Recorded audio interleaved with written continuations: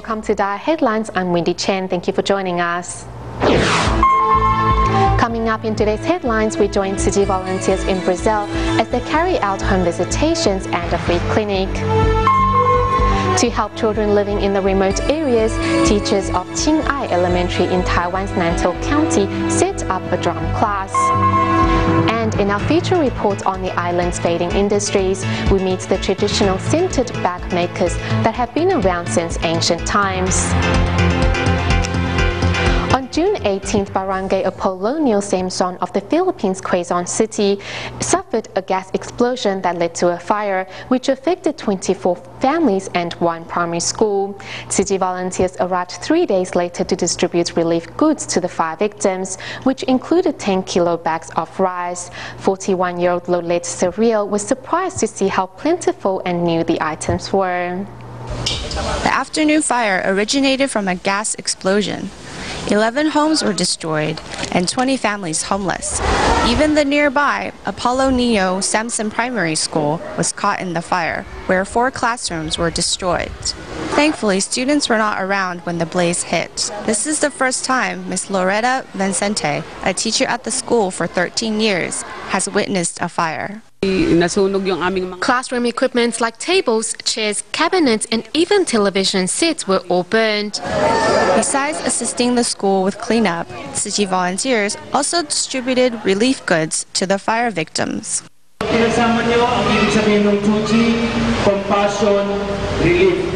The victims are gathered inside a gymnasium. The love they feel from Tzu Chi volunteers warmed their hearts in this time of crisis. 41-year-old Lolit Saril was unable to salvage anything from the fire.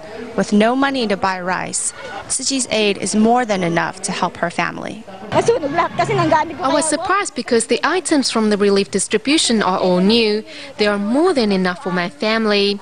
I received a cooking pot, a sleeping bag, a sack of rice, and even a blanket. What the fire victims have received today isn't only relief goods, but also human warmth. Now the path to rebuilding their homes is easier. The Philippines Tzu Chi Free Clinic Center established an ophthalmology department in mid-July of 2007. Over the past 5 years, its medical personnel have regularly held free eye clinics. On the 21st of June this year, at the Tzu Chi grounds in Santa Mesa, Manila, 8 cataract patients were scheduled to undergo surgery, which would help them recover their vision. Accompanied by her daughter, 75-year-old Lucrecia Comadero from the Philippines, Caloocan City, waits for her cataract surgery at the Tzu Chi Free Clinic Center in Manila. After I lost my sight, I would often feel useless and hide in a corner to cry. Ms. Comadero has 2 sons. One is paralyzed because of a stroke, and the other has mental illness. Although her vision is blurred, the senior still takes care of her boys. Without my help, how will my 2 sons survive? I worry about them. If I don't have my eyesight, how will I take care of them? A neighbor found out about Lucrecia's dilemma and introduced her to Tzu Chi's free clinic. After 5 years, Lucrecia is finally receiving the surgery she needs.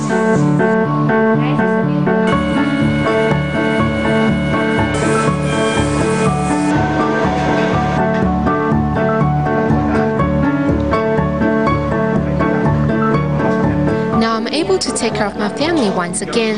Thank you for the surgery to restore my eyesight. The last surgery we spent $660 US. This time we only had to pay for the transportation fare from our house to here. I'm very thankful to Tzu Chi for restoring my mother's eyesight. I hope that you will continue to help those like us. Lucrecia isn't the only one who got her eyesight back today. 7 other cataract patients also received the same surgery. As smiles radiate from their faces, they welcome a new beginning in life. Brazil Tzu Chi volunteers are working hard to reach out a helping hand to underprivileged families. Volunteers and medical staff not only held a free clinic in Franco de Rocha, where they provided some 300 medical treatments, but also carried out home visitations into villages not far from Sao Paulo. Despite the bumpy roads, Tzu Chi volunteers walked to their care recipients' homes to bring aid supplies and emotional support. For city volunteers who are visiting these villages situated along the hills near Sao Paulo, Brazil, they must first reverse their vehicles in the narrow driveways to get in. Wherever they can't reach by car, the volunteers will walk. Despite the bumpy road, Brazil city volunteers regularly visit their care recipient in Francisco Morato. Apart from bringing food and subsidies, volunteers also provide emotional support and necessary assistance when needed. This wheelchair is for my daughter. Though the government provides subsidies for the disabled, we're still struggling to make ends meet. My daughter needs diapers. Thank you so much. These diapers will last us for a long time.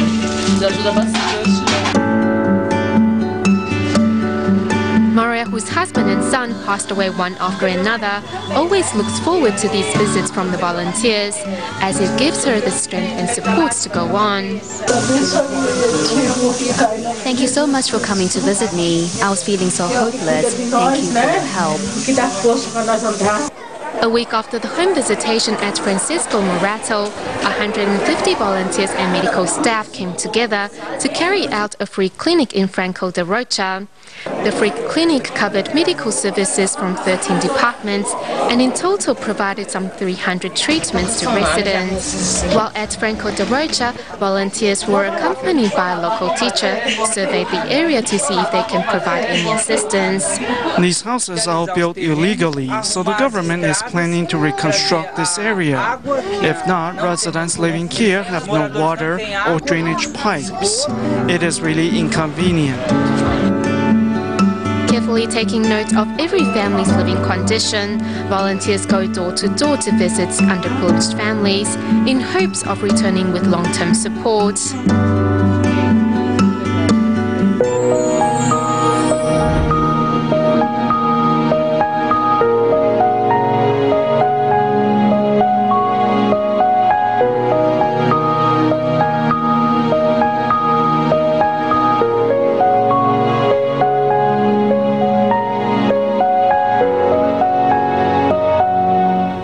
Surrounded by mountains and sitting on top of abundant groundwater, the Taipei Basin metro area has long had to face the possibility of flooding with each typhoon or summer monsoon season. Like Taipei, Tokyo is also vulnerable to these elements, but has come up with ingenious ways to ensure that not only is flooding brought under control, but that rainwater gets reused. In today's report, we first travel to Tokyo to see these engineering marvels. Later, we return to Taiwan to see how similar technology has been in place for the past 9 years and has been waiting the government's go-ahead. Behind me is what looks like a large-scale movie set. Each of these pillars is 80 meters tall and weighs 500 tons. Altogether, there are 59 pillars that hold up this excess water storage area, which is used when needed. Saitama Prefecture lies outside of Tokyo. Since most of the rivers have been diked in, rainwater has no choice but to flow to low-lying areas. And with the urbanization of local areas, rainwater no longer has a chance to soak into the ground, but instead goes directly into rivers and gutters, which means that heavy rains can easily lead to flooding. In order to reduce the risk of flooding, the Metropolitan Area Outer Underground Discharge Channel was created. The system is made up of man-made channels 50 meters below the surface that flow into various detention basins. Altogether, the system can handle 670,000 cubic meters of water.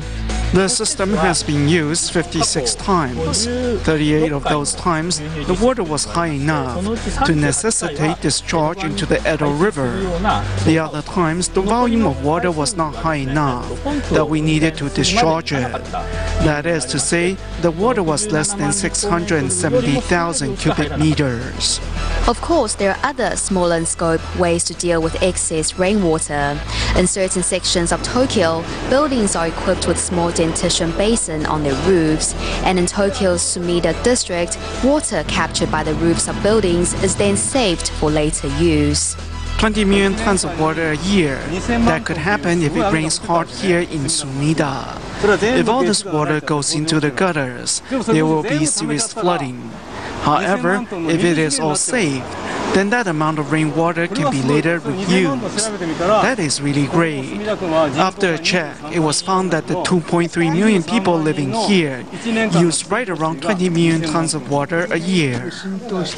At first thought to be an impossible mission, thanks to the hard work of the association and government funding, all structures in Sumida feature a rain collection system, including the iconic Tokyo Skytree.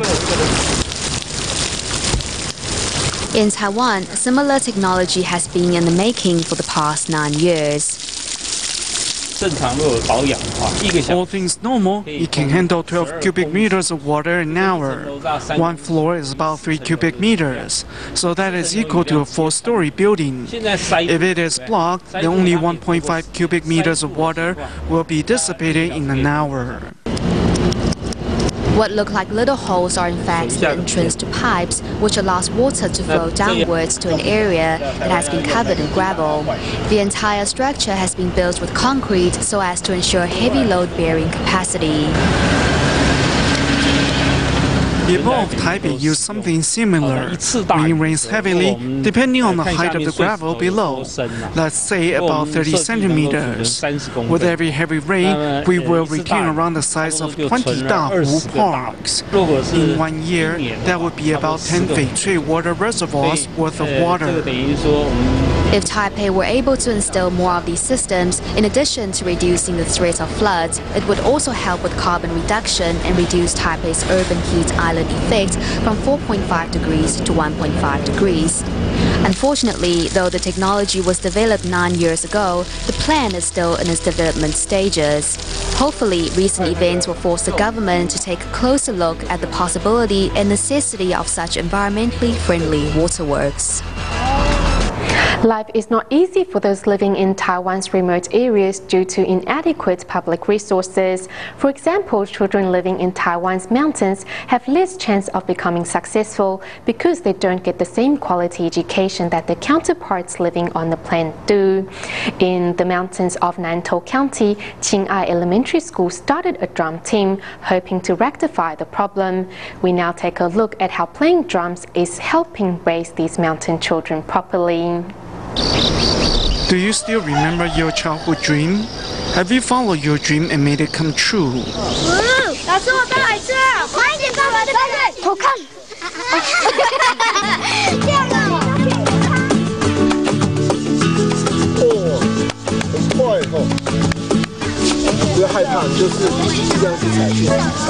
For these children living in Taiwan's mountains, they have only started dreaming.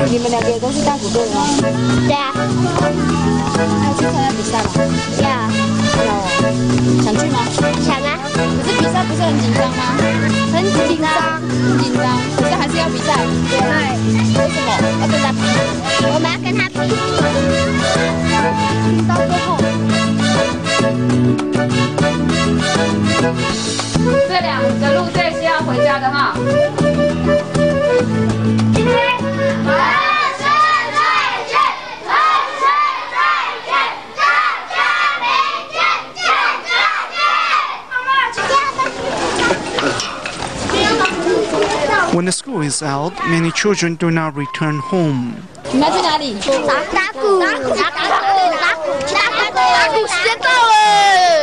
DaAi Elementary School of Nantou County established a drum team 4 years ago.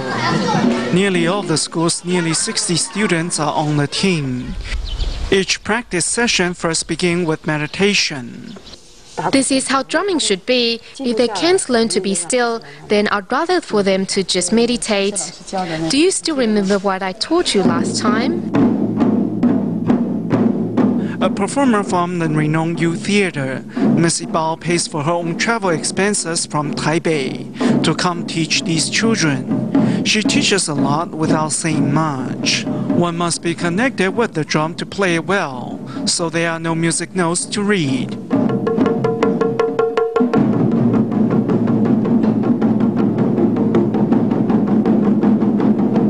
During the scorching heat, the children are drenched in sweat as they practice. Perhaps for many of the children in the city, they will be watching TV or playing video games after school. However, these indigenous Siddiq and Atayo children only have their drums. Though sometimes they still goof around like little monkeys, they have actually improved. They have learned to think for themselves. Miss Bao is hard on these children because she is also a Taiwan native, a Paiwan from Pingdong. Miss Bao knows how difficult it is for the indigenous people to succeed in Taiwan. It's difficult growing up for children up in the mountains. Often when I see these children practicing their drums, I'm moved to tears because I'm reminded of my own childhood. The school's teacher, Chen Pei-wen, is the one who discovered the children's talent for drumming. She says she runs the team from the shadows and can be found at every practice session. The drum team has been doing well. This year alone, it has already won a gold in the team competition and another for solo performance. The children now have set their eyes on a drumming competition in Taipei. A small school up in the mountains such as us, we sort of live like hillbillies. We have very limited exposure to what the outside world is like. We're surrounded by mountains and there is a sky on top. That's what our children see and know. So I hope the children have a chance to go out and see, and competing is but a way for them to achieve this. We're not telling them to be competitive. We tell them we're going out to learn.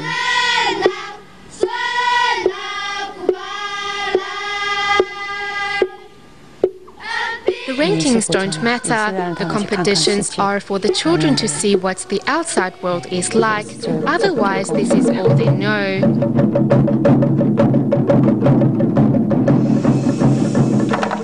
The dreams of these children, do you see them?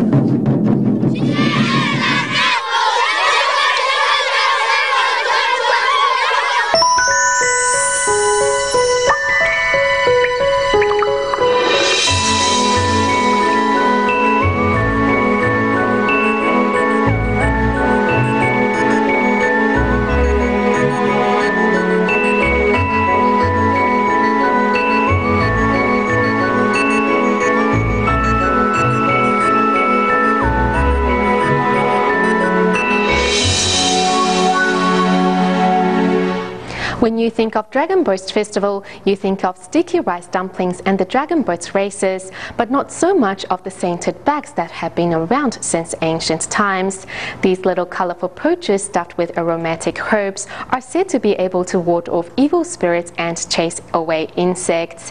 In our feature reports on the island Sunset Industries, we meet the old artisans in Taiwan's Lugang town who are still around making these charms by hand.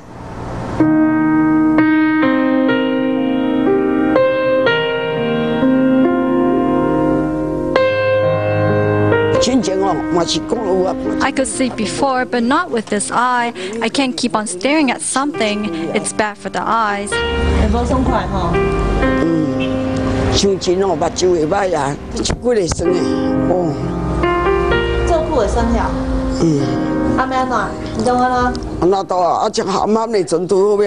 Her eyes and shoulders no longer serving her well. Scented sachet craftswoman Shi Xianghua's once soft hands have stiffened with the passing of time. We keep on losing artisans and had to reduce the scale of our business bit by bit, but I can't retire completely. I'm old, but I can still manage a bit. The 80-year-old learned how to make scented bags in all kinds of shapes from her mother and grandmother since she was 6. Shi hasn't stopped making these aromatic pouches for a day, and her favorite stuffing is tetrapanics that resembles polystyrene when peeled.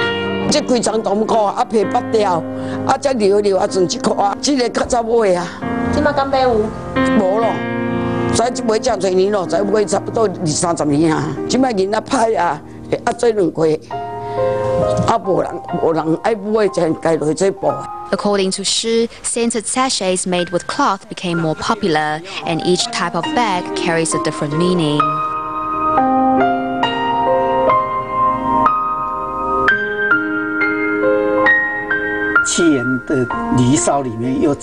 Yuan's famous poem, The Sorrow of Parting, mentioned that medicinal herbs were stuffed into bags to ward off evil spirits. On Duanwu Festival, one of the hottest days of the year, the strong fragrance was useful in repelling insects.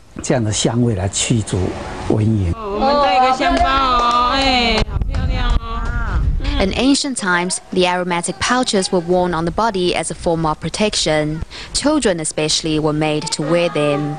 Fine handmade scented sachets have become a thing of the past. My generation grew up with this, but not our children. A lot of people my mother's age have passed on, so this kind of craft has slowly faded out. Scented sachets, a tradition that is slowly becoming outdated, are still made by hand by a few old craftsmen in Lugang town who are working hard to preserve the culture and promote it to the wider public.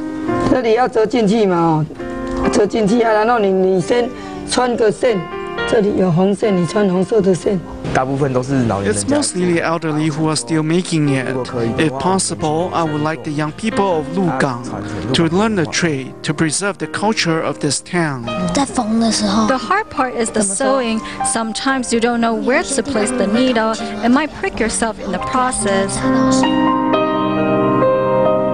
Craftswoman Zhou Yuerong has been to Singapore, Japan and other countries to promote handmade scented sachets as a way to preserve the age-old tradition, one bag at a time. Tzu Chi volunteers in the United States started a book drive earlier this year. The books arrived in South Africa in May 2012. Ladysmith Egerton Primary School was one of the recipient schools for these books. This highly anticipated event has everyone pitching in to help out. The container that is filled with books arrives at the school grounds. Not only are the older students hard at work, but a teacher's husband, who operates the forklift, and the truck driver are all helping out. They know that inside it contains not only books, but also love from the United States. Many people don't have a chance to read these books. When we donate books to Africa, we can share our childhood memories and happiness with them. They will feel that we care and love them. My name is Melissa Berger, and I've been living in Ladysmith all my life. I am 13 and I love the books that you guys give, so thank you. Every 2 years since 2004, Tzu Chi USA donates books to the children of South Africa. Egerton Primary School received their first container of books 3 years ago. For some students, this is the first time they are reading books that are not textbooks. My favorite author is Roald Dahl. My favorite author is Ted Derry. Horrible Histories. Thank you, and thank you again, because these children have got nothing. And they really, sometimes these are the first books that they're actually picking up and handling themselves. And they just, you want to see their eyes, they're just this big. The carton not only holds books, but handwritten notes of well wishes. What the children receive from this is not only knowledge, but also the ability to see how powerful sharing can be. At the end of today's show, we go to Los Angeles in the United States and join Tzu Chi volunteers who were invited to take part in a Green Living exhibition organized by the LA World Journal. Volunteers seized the opportunity to promote vegetarianism and the importance of conservation work. We'll leave you with these images. Thank you for tuning in. Goodbye.